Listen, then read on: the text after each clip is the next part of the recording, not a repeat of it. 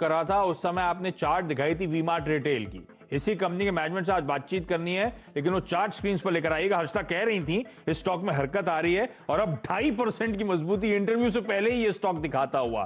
तो we Mart retail आप लोग स्क्रीन पर, और ये स्टॉक का क्योंकि अब तो मेरे पास है 2800 2900 के हाईज थे, वहां से ये स्टॉक करेक्ट हुआ है। और जब हाईज थे तो एक प्रिफर्ड बेट था इस सेक्टर में। प्रिफर्ड बेट इसीलिए था क्योंकि ये वो रिटेल कंपनी है जो सेमी अर्बन इंडिया जिसे हम कहते हैं उसमें बहुत तगड़ा एक्सपोजर, टीयर 3 टीयर 4 सिटीज में बहुत तगड़ा एक्सपोजर ये कंपनी रखती है। और अब इस तरह के मैसिव करेक्शन के बाद देखिए इंटरव्यू से पहले किस तरह का मोमेंटम ये स्टॉक पिकअप करता हुआ। ये स्टॉक अपने साल के हाई से 40% करेक्ट होकर कामकाज कर रहा है और एक पसंदीदा बैठ है ये कंपनी। प्रमोटर्स का 52% स्टेक और इसमें एफआईआईज और डीआईआईज का बहुत तगड़ा चंक है। मुझे याद है, मैं डिटेल्स खोलता हूं स्क्रीन पर। एफआईआई डीआई के आंकड़े बहुत तगड़े।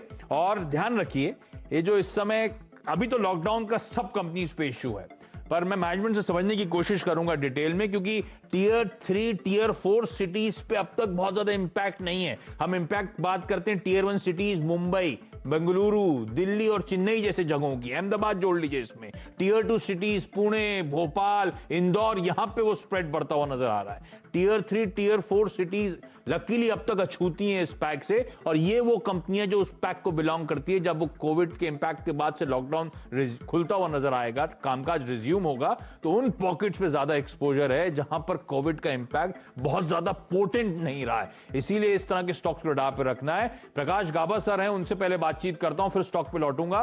5% की मजबूती के साथ V Mart retail management interaction से पहले सर कामकाज कर रहा है, तो ये स्टॉक और तेज, जैसे से बात हो रही, तेजी और तूल पकड़ रही है। कैसा लगता है स्टॉक सर? हालांकि है ये थोड़ा सा इलिक्विड और बड़ा साइज का स्टॉक, तो लार्जली ये इन्वेस्टमेंट बेट के तौर पे लोग चुनते हैं, लेकिन ट्रेडिंग बेट के लिहाज से बताएं। एक्चुअली आप चुनते भी स्टॉक अच्छे ही हैं। मैं आपको बता देता हूं कि वी-मार्ट का जो चार्ट स्ट्रक्चर है बढ़िया है। लोअर लेवल्स पे अराउंड 1400 के आसपास जो पैटर्न बना हुआ है उसके हिसाब से लगता है ये बॉटम आउट हो चुका। उसके बाद अपू मिला 1600 के आसपास, एक बहुत ही अच्छा बेस बना और एक अपू मिला। मुझे लगता है ये 2000 की तरफ जा रहा है, मैटर ऑफ टाइम। ले लेना चाहिए। अगर किसी को लेना है तो स्टॉप भी लगाना पड़ेगा। 1650 का स्टॉप लगाइए और अच्छा मुनाफा मिल सकता है वी-मार्ट में। और ये पसंदीदा बेट था, तो ऐसी प्रकाश जब बोल रहे थे तो मैं देख रहा था। एफआईआईज 26%, म्यूचुअल फंड्स 10% से ज्यादा, 36% तो इन इंस्टीट्यूशंस के पास ही इस कंपनी का स्टेक है। इसलिए मैंने कहा था पसंदीदा बेट है, इसको रडार पे रखिएगा। लेकिन प्रकाश सर, एक क्वेरी आई थी हमारे पास। चितरंजन मोहंती साहब बेंगलुरु से हैं, उनके 3 स्टॉक थे पोर्टफोलियो में। छोला फाइनेंस जो हर्षदा ने चेक कर लिया है, आपसे बातचीत करी थी, तो वो क्योंकि एनबीएफसी से फोकस था, तब प्रकाश सर ने कहा, मैं सुन ही रहा था, स्टूडियो में बैठा था, बिकवाली है, वीकनेस हो सकती है, नीचे और भी लेवल्स देखने को मिलेंगे। तो छोला फाइनेंस पे तो मोहंती साहब आपके लिए क्लियर कट राय आ गई। 2 और स्टॉक पे क्वेरी आई थी सर।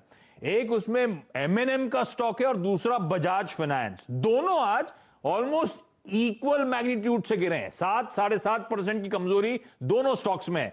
बजाज फाइनेंस और एमएनएम को स्क्रीन पर लेकर आइएगा। अब मोहंती साहब का क्वेरी है, मैं अज्यूम कर रहा हूं लॉन्ग टर्म के लिहाज से इन दोनों स्टॉक्स पे, ये दोनों निफ्टी की कंपनियां हैं सर, क्या कॉल होगा इस वीकनेस के बीच में लॉन्ग टर्म के लिहाज से?